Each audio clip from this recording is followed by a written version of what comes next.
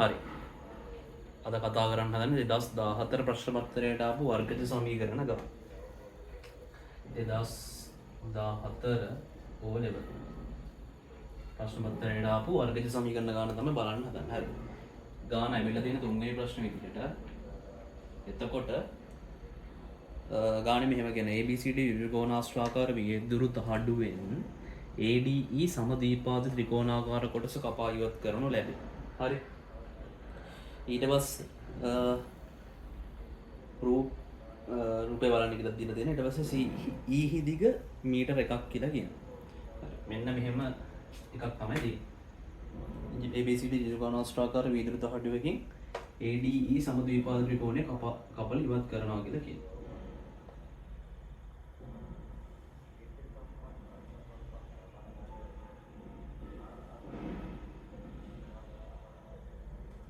කොහොමද ත්‍රිකෝණාශ්‍රාකාරයක් තියෙන්නේ? ඕක ABCD.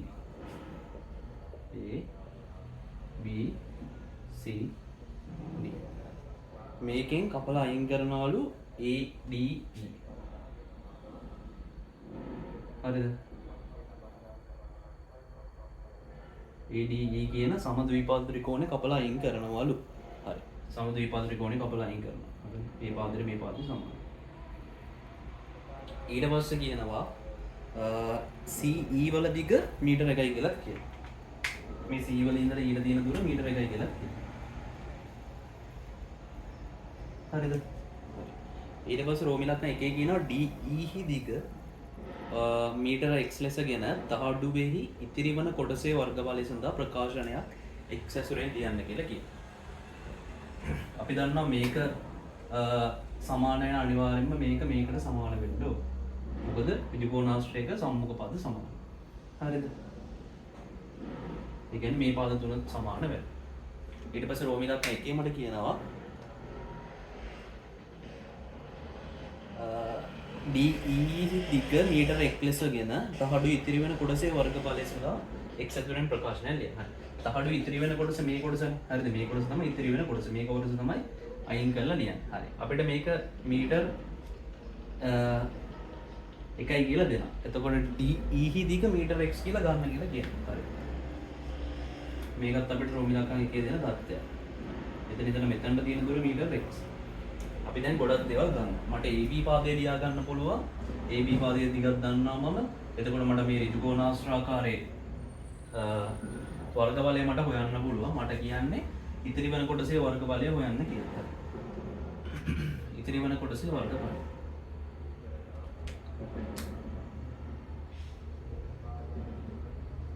ඉතිරි වන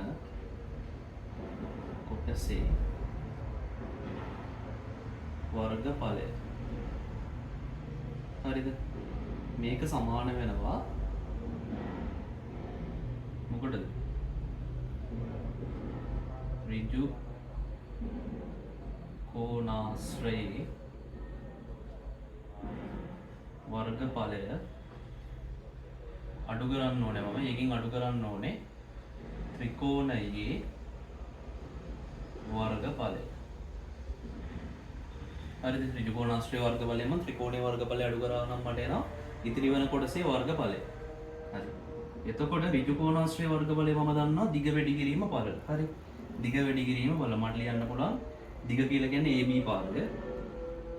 AB වැඩි කිරීම AD. හරිද? ඕක තමයි ත්‍රිකෝණාශ්‍රයේ වර්ගඵලය. AB වැඩි කිරීම AD. ත්‍රිකෝණයේ වර්ගඵලය අපි කොහොමද ගන්නේ? භාගය වතාව ආධාරක පාදය මොකද්ද මේකේ? DE. ආධාරක පාදයේ DE වැඩි කිරීම ලම්බක උස. ලම්බ උස AD. දැන් මම දන්නවනේ AB පාදයේ දිග මම දන්නවා. AB පාදයේ දිග ඇවිල්ලා x දාන 1. මෙතන ඉඳලා මෙතනට තියෙන දුරයි මෙතන ඉඳලා මෙතනට තියෙන දුරයි තමයි AB පාදයේ දිග වෙන්නේ. මොකද මේ AB පාදයේ දිග DC පාදයට සමානයි. මොකද ත්‍රිකෝණාශ්‍රයේ සම්මුඛ කෝණ. හරි. සම්මුඛ පාද. හරි. ත්‍රිකෝණාශ්‍රයේ සම්මුඛ පාද නිසා DC පාදයේ දිග AB පාදයේ දිගට සමානයි. එහෙනම් මට AB පාදයේ දිග ලියන්න පුළුවන් x දාන 1යි කියලා. හරිද? වැඩි කිරීම AD. AD පාදයේ දිග අපි දන්නවා මේක x නම් අනිවාර්යෙන් මේකත් x. x ඍණ භාගයේ වතාවක් DE. DE කියලා කියන්නේ මේ කොටස. ඒ කොටස දිග අපිට ගාන දීලා තියෙනවා x කියලා. වැඩි කිරීම AD පාදයේ දිග x ම තමයි. මොකද මේක ඇවිල්ලා සමද්විපාද ත්‍රිකෝණයක්. හරි. දැන් බලන්න මේ x ගෙන් වැඩි කරොත් එහෙම උත්තරේ x වර්ගයයි. හරි. මෙතන දාන්න. හරි. x එකෙන් වැඩි කරොත් x ඍණ භාගයේ වතාවක්. හරි. x ගෙන් වැඩි කරොත් එහෙම x වර්ගය. හරි. x වර්ගය. එතකොට මේක මෙහෙමම ලියන්න පුළුවන්. හරි. ඕක එකකින් වැඩි කරොත් එහෙම මෙතන එනවා මට x වර්ගයේ බෙදීම 2යි කියලා. ඕක නැත්ත කතාව. x වර්ගයේ බෙදීම 2යි. හරිද? එක x ගෙන් වැඩි කරොත් x ගෙන් වැඩි කරොත් x වර්ගයයි යට 2යි. බෙදීම 2. දැන් බලන්න මෙතන නොලිව්වට එක තියෙන්නේ. හරි. දැන් තියෙන්නේ මොකද්ද? VJ භාග සුළු කිරීමක් තියෙනවා. x වර්ගයෙන් x වර්ගයේ බෙදීම 2ක් ගියහම කීයද? x වර්ගයේ බෙදීම 2යි. 2 මේ දාන x ඉතුරු වෙනවා. ඕක තමයි අපෙන් අහන උත්තරය. මේක ඇවිල්ලා වර්ග මීටර වලින් තියෙනවා. හරි. වර්ග මීටර. මොකද වර්ග ඵලයන්නේ මේ ඔක්කොම මීටර වලින් දීලා තියෙන. ඒ නිසා උත්තරේ වර්ග මීටර වලින් තියන්න ඕනේ. හරි. රෝම ඉලක්ක එකට උත්තරේ ඔබ තමයි. ඊට පස්සේ රෝම ඉලක්කම් දෙකේ කියනවා දෙකට කලින් කියන ඉතිරි වන කොටසේ වර්ග බලය වර්ග මීටර 5යි කියලා. හරි. වර්ග මීටර 5යි කියලා. ඊට පස්සේ රෝම ඉලක්කම් දෙකේ කියනවා මෙන්න මේ කොටසේ වර්ග බලය වර්ග මීටර 5යි කියලා අපිට කියනවා. දැන්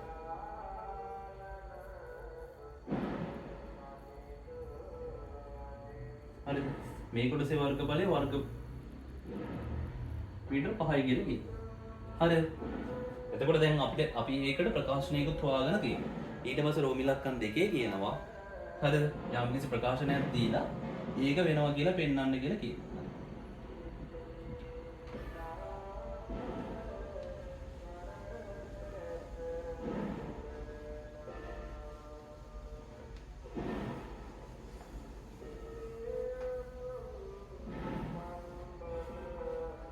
හරිද? රෝම ඉලක්කම් දෙකේ කියනවා මොකක්ද?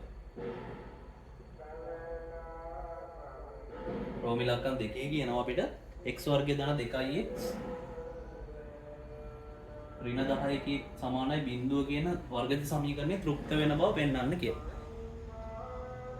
හරිද? තෘප්ත වෙන බව පෙන්වන්න කියලා කියනවා. එතකොට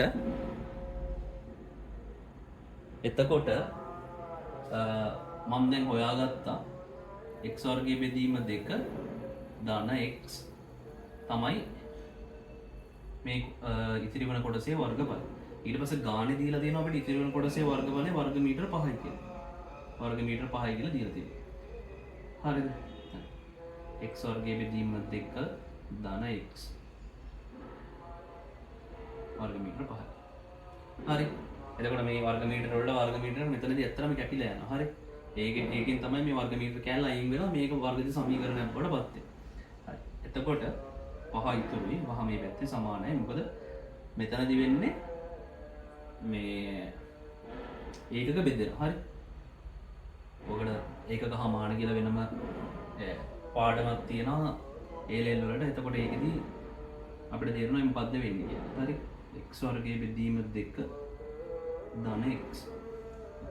දැන් මට පුළුවන් මේ මුළු සමීකරණයම දෙකෙන් වැඩි කරලා මේ බෙදීම 2 කියන එක අයින් කරගන්න. එහෙම නැත්නම් මට මෙතන පොදු හරයක් ගන්න පුළුවන්. මම පොදු හරයකට යනවා.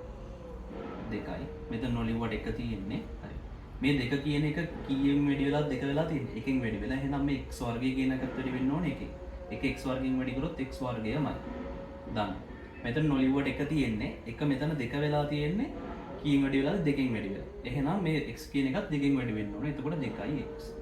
හරි. මෙතන නොලිව්වට 1 තියෙන්නේ. හරි. දැන් මට පුළුවන් මේක හරස් ගුණ කරන්න. හරි. හරස් ගුණ කරන්න පුළුවන් මට මේක 5න් වැඩි කරොත් එහෙම 2 5න් වැඩි කරොත් එහෙම 10යි සමානයි. එක මේ x වර්ගය දාන 2යි x වලින් වැඩි කරොත් x වර්ගය දාන 2යි x ම තමයි. හරි. දැන් මට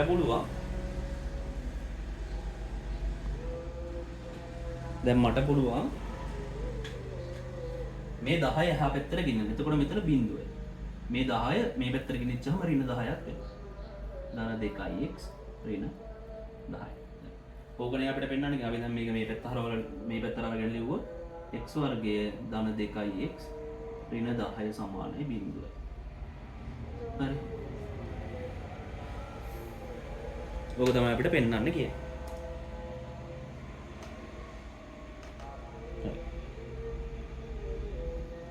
ඊට පස්සේ රෝම ඉලක්කම් 3 කියනවා DE හි දිග සඳහා සුදුසු විසඳුම් තෝරාගෙන AD හා අනේ අපිට මේක පෙන්නලා මේකේ මේ සමීකරණයේ විසඳුම ඍණ 1 ධන හෝ ඍණ වර්ගමූල 11 බව පෙන්වන්න කියලා කියනවා. ගාන තමයි ඉවරයි. හරි. අපිට ඉරි ගහන්න බැහැ නිසා මම සූත්‍රය පාවිච්චි කරනවා. හරි. සූත්‍රය පාවිච්චි කරද්දී අපි දන්න සූත්‍රය ඉල්ලා මම මෙතන ලියනවා සූත්‍රය භාවිතයෙන් කියලා. සූත්‍රය භාවිතයෙන් සූත්‍රය භාවිතයෙන් මම ලියනවා. හරිද? මට සූත්‍රය භාවිතයෙන් x වලට උත්තරය ගන්න පුළුවන් මෙහෙම. හරිද? x සමානයි ඍණ b ධන හෝ ඍණ b වර්ගයේ ඍණ 4යි ac. බෙදීම 2යි. හරි. මම මෙතනින් කටුවට දාගන්නවා මේකේ මේ වර්ග සමීකරණේ ABC කියන්නේ මොනවද කියලා. A කියලා කියන්නේ මේ වර්ග සංඛ්‍යාවට ඉස්සරහින් තියෙන ඒකේ තියෙන නොදන්න පදේ ඒකේ ආගේ එකයි නොලිව්වට එක තියෙන. ඊට පස්සේ B කියලා කියන්නේ මැද තියෙන පදේ. මැද තියෙන පදේ සංගුණකේ 2යි. C කියලා කියන්නේ කීයද? මේ අවසානයේට තියෙන නිකිල සංඛ්‍යාව. හරිද? ඒක ඍණ නිකිලයක් මෙතනදී නම් ඒ කියන්නේ ඍණ 10යි. හරිද? අපි ඒක ලකුණත් එක තමයි දාන්නේ. ඍණ 10යි. එතකොට දැන් මට මේකට ආදේශ කරන්න තියෙනවා. ඍණ b කියලා කියන්නේ කීයද? ඍණ b කියලා අපි දන්නවා 2යි. b කියන්නේ 2යි. ධන හෝ ඍණ b වර්ගය කියලා කියන්නේ 2 වර්ගය. ඍණ 4 වතාවක් a කියලා කියන්නේ 1යි. c කියලා කියන්නේ ඍණ 10යි. බෙදීම 2 වතාවක් a කියලා අපි ගත්තේ 1යි. හරි. ඍණ 2 ධන හෝ ඍණ 4 2 වර්ගය 4යි. ඍණ 4 10න් වැඩි කරොත් එහෙම කීයද? හරි. ඉස්සෙල්ලාම 4 1කින් වැඩි කරොත් 4යි. මෙතන ඍණ තියෙන්නේ ඍණ 4 1කින් වැඩි කරොත් ඍණ 4යි. ඍණ 4 ඍණ 10න් වැඩි කරොත් ඍණ වැඩි වුණාම ධනයි. 4 10න් වැඩි කරොත් 40යි. බෙදීම 2 1කින් වැඩි කරොත් 2යි. හරිද? දැන් මට මේක ලියන්න පුළුවන් ඍණ 2 ධන හෝ ඍණ 44. 44. බෙදීම 2. බෙදීම 2. එතකොට මේ 44 මට මේක ලියන්න පුළුවන් 44 වර්ගමූල 44 කියන එක මම මෙතනින් පෙන්නන්නම්. මට ලියන්න පුළුවන් 4 වැඩි කිරීම 11 කියලා. ඒක තමයි 44 වෙන්නේ. හරි. ඒ කියන්නේ මේක මට මෙහෙම ලියන්න පුළුවන් මූල 4 වැඩි කිරීම මූල 11. මූල 4 කියන්නේ 2යි. 2 වැඩි කිරීම මූල 11. 2යි මූල 11යි කියලා මට මේ 44 ලියන්න පුළුවන්. හරි. ඒක මේ කොටසෙම දාලා වෙන්නන්න ඕනේ අපි. එතකොට ගන්නවා අපි මේක දන්නවා කියලා. මං තන පේන්නේ නැති වෙන්න ගන්න.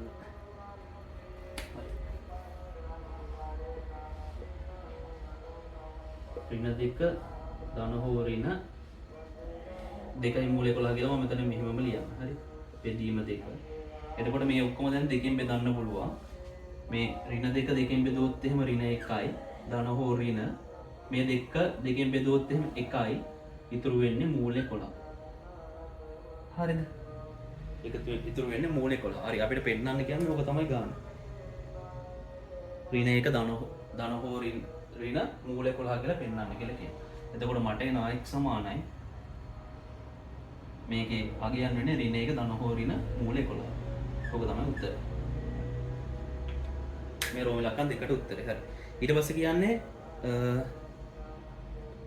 රෝම ඉලක්කම් 3 DE හි දිග සඳහා සුදුසු විසඳුම් සොයාගෙන AD හා DC එක එකක් මූල 11 ඇසුරෙන් ලියා දක්වන්න කියලා.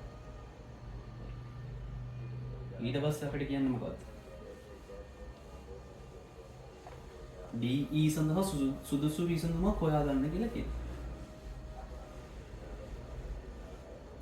රෝම ඉලක්කම් 3 DE සඳහා සුදුසු විසඳුමක් හොයාගන්න කියලා කියනවා.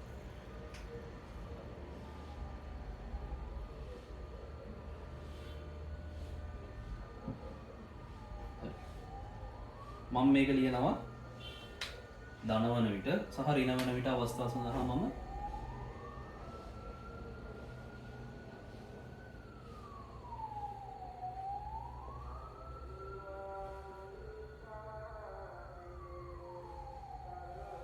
හරිද මම x වල මේ ආපු වගේ මෙතන මේ මූලයට ඉස්සරහින් තියෙන ආගේ ධන වෙන විටයි ඍණ වෙන විටයි මම උත්තර හොයනවා. ධන වෙනකොට ඍණ 1 ධන මූල 11යි. මෙතන x සමානයි ඍණ 1 ඍණ මූල 11යි. මම ඒක හොයන්න මම දැන් සුදුසු වගේ තමයි හොයන්න හදන්නේ. සුදුසු වගේ හොයන්නේ කොහොමද? මේ දෙක මේක දිගක්නේ දිගක් අනිවාර්යයෙන්ම ඍණාගයක් වෙන්න බෑ. දිගක් අනිවාර්යයෙන්ම වෙන්න පුළුවන් ධනාගයක් විතරයි. එතකොට මම ඉස්සෙල්ලා බලනවා මේ ධන දැම්මහම එන්නේ ධනාගයක්ද? එහෙම නැත්නම් ඍණ දැම්මහම එන්නේ ධනාගයක්ද කියලා. හරිද? ඍණ 1 ධන මූල 11. ධන මූල 11 කියලා කියන්නේ ආසන්න වශයෙන් අපි දන්නවා මෙතන මූල 11 තියෙන්නේ මූල 9ටයි වඩා විශාලයි මූල 11 කුඩයි මූල 16ට වඩා. ඒ කියන්නේ 3ට වඩා විශාලයි මූල 11 4ට වඩා කුඩයි. ඒක තමයි ඇත්තාගේ. හරිද? ඒ කියන්නේ මෙතන තියෙන්නේ විශාල සංඛ්‍යාවක්. හරිද? මේක 3ට වඩා විශාලයි හැබැයි 4ට වඩා කුඩයි. ඒ කියන්නේ අනිවාර්යයෙන්ම දැන් මෙතන එනාගේ විශාල වෙනවනේ එකට වඩා. මෙතන එනාගේ විශාල වෙනවා එකට වඩා. හරිද? එතකොට ඒ කියන්නේ මේ මූල 11 යගේ හැමතිස්සම එකට වඩා විශාලයි. හරිද? ඍණ 1කට වඩා කොහොමද විශාලයි නේද? එතකොට මූල 11 කියන එක කුඩයි. මම ලියන්න පුළුවන් එම නිසා එකට වඩා මූල 11 කියන එක විශාලයි. එම නිසා මේ ඍණ 1 ධන මූල 11 මේ සම්පූර්ණ උත්තරේ සෑම විටම ධන වෙනවා. හරිද? සෑම විටම ධන. හරි. මෙතන තියෙන්නේ දැන් ඍණ 1 ඍණ මූල 11. හරිද? අපි මෙතන ඒ කැල් හොයාගත්තා. හරිද? මෙතන හැම විටම උත්තරේ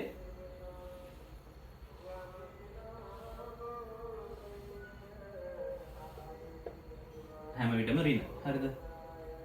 මට ඒක ඉතින් ලියන්න පුළුවන්. එම නිසා දිගක් ඍණ විය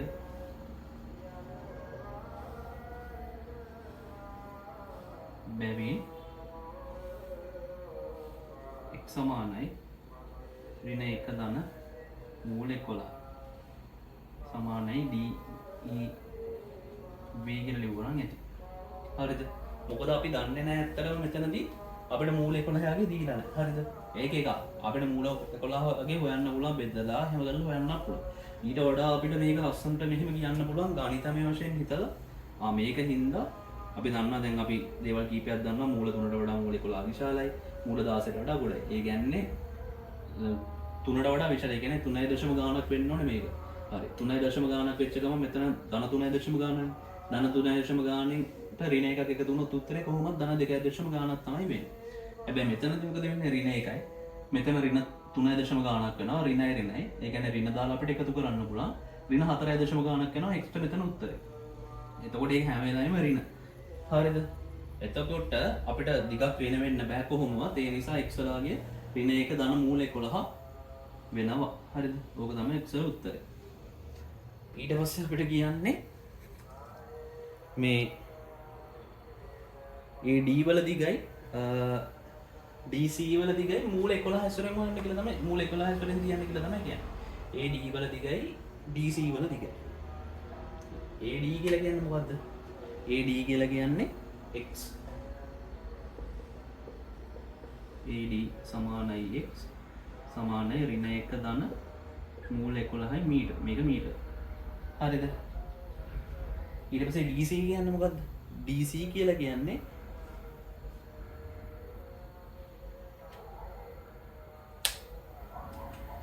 මේක මෙතනින් ලියන්න. හරි?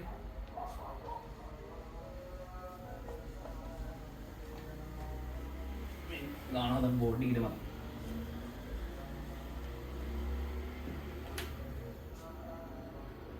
AD සමානයි x. හරිද? x කියලා කියන්නේ ඍණ 1 ධන මූල 11 මීටර. DC කියලා කියන්නේ DE ධන EC. DE ධන EC. DE වල දිග DE කියන්නේ x ධන EC කියලා කියන්නේ මොකද්ද? EC වලගේ ධන එකයි කියලා. හරි. x වලගේ දැන් අපි හොයාගත්තා ඍණ 1 ධන මූල 11. ඍණ 1 ධන මූල 11. ධන 1. හරි. දැන් මේ ඍණ 1ට මේ ධන 1 කැපිලා යනවා. මෙතන ඉතුරු වෙන්නේ 11. මේ ඇවිල්ලා මීටර. මූල 11 මීටර.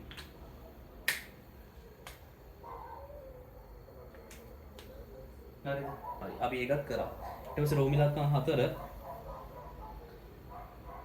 කියනවා ABCD තහඩුවේ වර්ගඵලය වර්ග මීටර 11 ඍණ මූල 11ව පෙන්වන්න.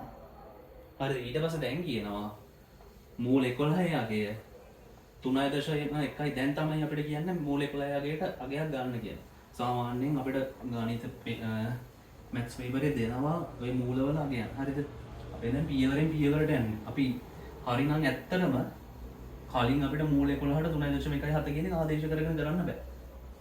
මොකද අපිට ඊට පස්සේ තමයි මේ ගානේ උත්තරේ දෙන්නේ. කරාට වැරද්දක් නැහැ. හැබැයි ඒක ඇත්තටම හරියට කරන්න බෑ. හරි රෝමි ලක්ෂණ 4. ABCD තහඩුවේ වර්ගඵලය 11 ඍණ මූල 11යි කියලා පෙන්වන්න කියනවා. හරිද? මූල 11 යගේ 3.17 කියලා ගන්නත් කියලා කියනවා. දැන් තමයි අපිට ඒක පාවිච්චි කරන්න කියන්නේ. මම ලියනවා ABCD තහඩුවේ වර්ගඵලය සමාන වෙනවා දිග වැඩි කිරීම බලන්නේ. හරි. දිග ඇවිල්ලා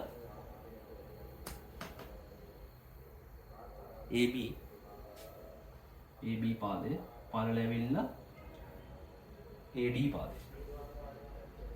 හරි. AB කියලා අපි හොයාගත්තේ අපිට දුන්නේ ගාන x. හරිද? වැඩි කිරීම AD පාදය ඇවිල්ලා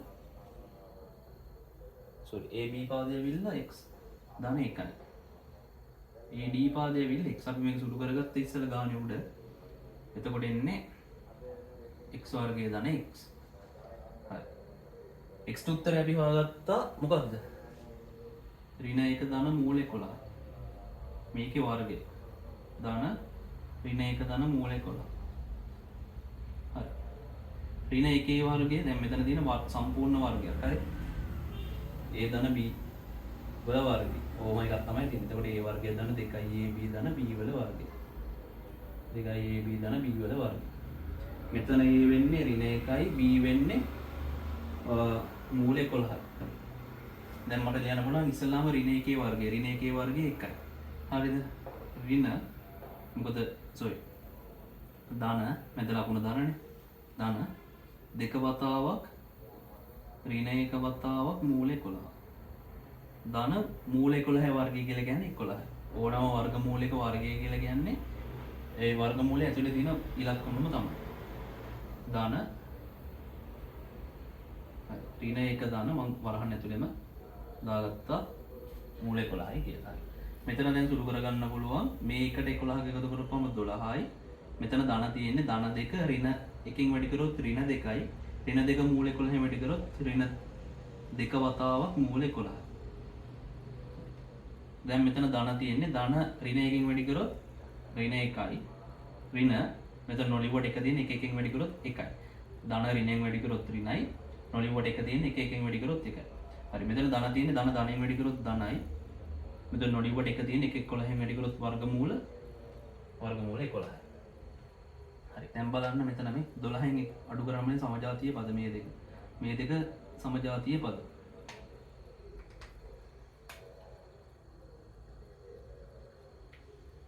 12 එකක් ගිහාම 11යි.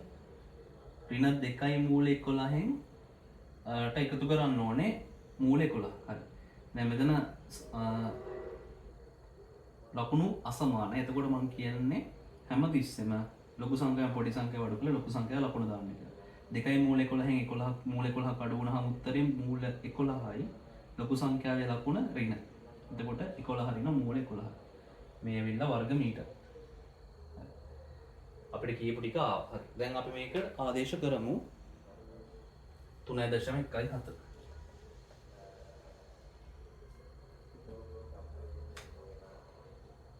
එකොළහ ඍණ 3.17. හරිද? 3.17.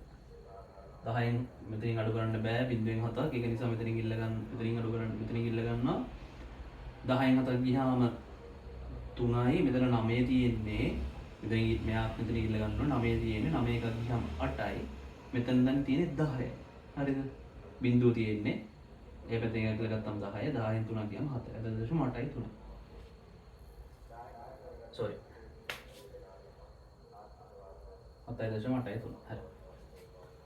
එතකොට උත්තරේ මෙතන එනවා 7.8යි 3යි වර්ග මීටර. ඕක තමයි ABCD තහඩුවේ වර්ග. ඕක තමයි අපිට හොයන්න කියන්නේ. ගාන අමාරු වගේ වෙනකොට හරිම ලේසි. මේක දශම ස්ථාන දෙකකට හොයන්න කියලා තියෙන්නේ. දශම ස්ථාන දෙකකට අපි ලියමු. හරි. 2015 ගානේ හම්බෙමු.